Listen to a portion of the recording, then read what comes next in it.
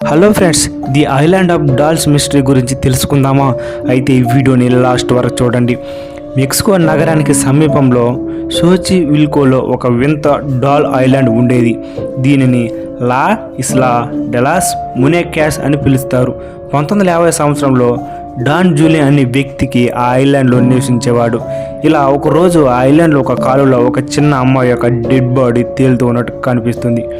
జూలియన్కి ఆ మనసులో ఆ అమ్మాయి ఆత్మ తనను వెంటాడుతుందేమో అనే అనుమానం ఉండేది. ఇలా కొన్ని రోజుల తర్వాత ఆయనకి అదే కాలువలో ఒక డాల్ తేలుతూ ఉన్నట్టు కనిపిస్తుంది. జూలియన్ ఒక చెట్టుకు కట్టేసి ఆ ఆత్మకి శాంతి కలగజేస్తాడు. కానీ ఆ తర్వాత నుంచే చాలా బొమ్మలు తేలుతూ కనిపించాయి. జూలియన్ వాటన్నిటిని కలెక్ట్ చేసి ఒక చెట్టుకు వేలాడదీయడం మొదలు పెడతాడు. కొన్ని బొమ్మలు చెత్తలోనూ మరికొన్ని బొమ్మలు కాలువలు దొరికేవి. ఇలా ఒక్కొక్కటిగా వందల సంఖ్యల బొమ్మలు ఆ ఐలాండ్ అంతా చెట్టుకు వేలాడుతూ భయంకరంగా మారిపోయింది.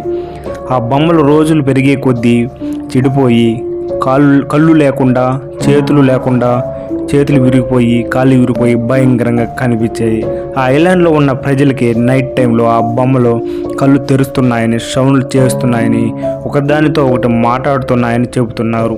మరికొందరు ఏడుపు శబ్దాలు, అడవుల శబ్దాలు కూడా వినిపిస్తున్నాయని చెబుతున్నారు.